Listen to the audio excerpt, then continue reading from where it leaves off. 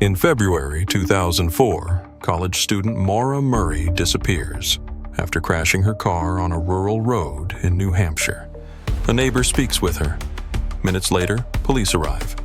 She is already gone. She is never officially found. I am the car she leaves behind. Every official record after that begins with what investigators find inside me. If she walked away from me, why does the road remember so little?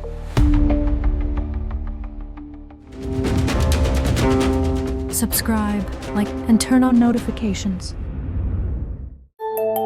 Search teams later examine the snow around the car. They expect a trail. Fresh snow usually records movement, but the tracks never lead to a clear destination. No clear line of footprints leads deep into the woods. No obvious struggle is documented at the scene. No witness reports seeing anyone force her into another vehicle. Based on the available evidence, another explanation soon emerges. Perhaps a passing driver stopped after the bus left. The road was nearly empty. The temperature continued falling. Accepting a ride would have solved every immediate problem.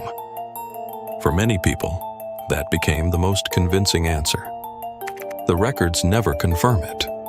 No identified driver comes forward. No verified witness places her inside another vehicle. No evidence proves she willingly left with anyone. The car remains where it was left. Flashlights move through my cabin. The car's trunk is opened. The car's doors are examined. My contents become evidence. Every confirmed fact still begins here. Almost every theory begins somewhere else. By morning, the car belongs to investigators. Every compartment is photographed. Every item is cataloged. Everything inside the car is treated as evidence. The evidence begins disagreeing with itself. A printed MapQuest route remains on the passenger seat. Receipts remain inside. The clothing is still packed. The toiletries are untouched. The textbooks never leave the back seat. Wine has spilled across the cabin.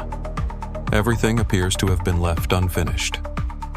Based on what investigators documented, one explanation quickly became popular. Perhaps this was never meant to be a weekend trip at all. Perhaps she intended to disappear. She withdrew nearly all the cash from her account. She packed enough clothing for several days. She told her professors she would be away. She drove north without telling anyone exactly where she intended to go. Those actions seemed to fit together. Then the records begin taking pieces away from it. Investigators never verify a hotel reservation. No confirmed rental cabin is connected to the trip. No confirmed friend waits for her arrival. No verified meeting is scheduled. The route can be printed. The destination cannot be confirmed. One detail keeps returning. The textbooks remain inside the car. They belong to someone expecting another class, not someone closing every chapter of her life. Investigators reviewed phone records involving her boyfriend.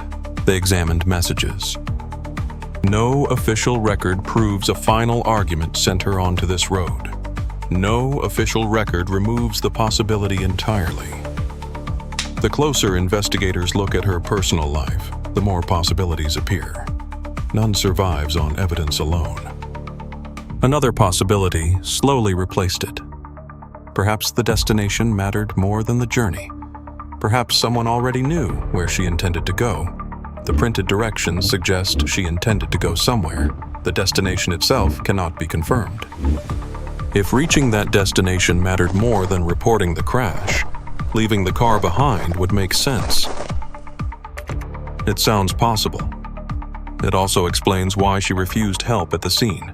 The investigation cannot confirm it. No identified person admits expecting her arrival. Years pass.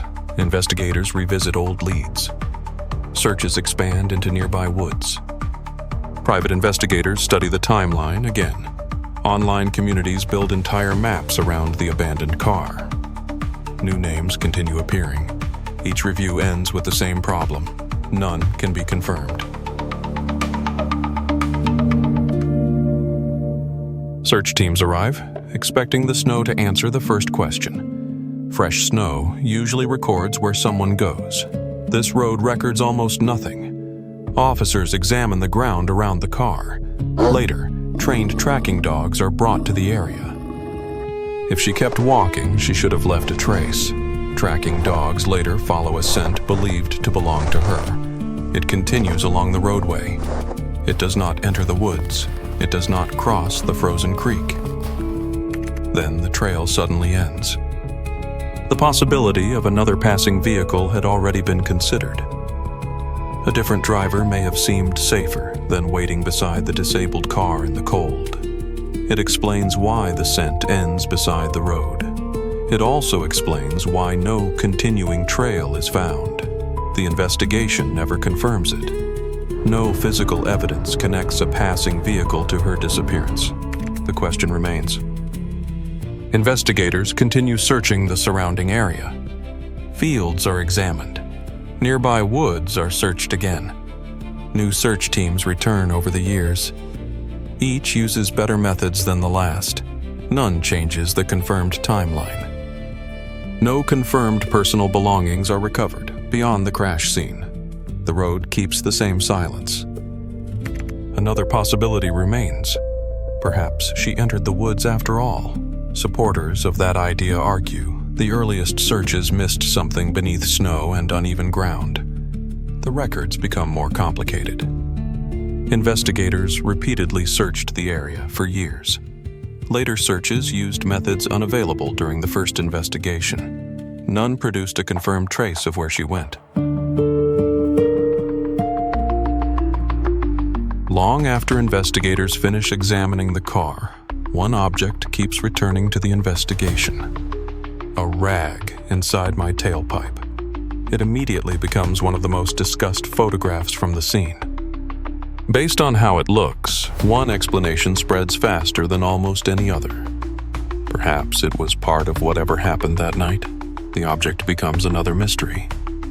For years, people treat it as if it appeared only moments before the crash. The official investigation reaches a different conclusion. Later, her father explains he had suggested placing the rag there before the trip to reduce visible exhaust smoke from the older vehicle. The object was already part of the journey before the car reached this road. If the rag was already there before the trip, it reveals little about what happened after the crash. One explanation disappears. Another immediately takes its place. Attention shifts from what remained to what was missing. Her wallet is not found inside the car. Her bank cards are gone. Other belongings never leave my cabin. Her textbooks remain. Clothing remains. Printed directions remain. Those choices resist a simple explanation. Perhaps she stepped away expecting to return within minutes. If so, leaving the books behind makes sense. Leaving the luggage behind makes sense. The investigation cannot confirm that idea. Years become decades. Some believe the answer has always been hidden inside the first few minutes. Officially, Maura Murray's disappearance remains unsolved. No official record has placed my driver beyond the moment she stepped away from me. I remember only the last moment she remained with me. She looked at me one last time. She closed my door. She walked away without taking everything she had packed. If she planned never to return, too much of her future remained inside me. If she expected to return, something prevented it. Neither possibility has ever been confirmed. My engine stopped. Who or what waited beyond the edge of my headlights?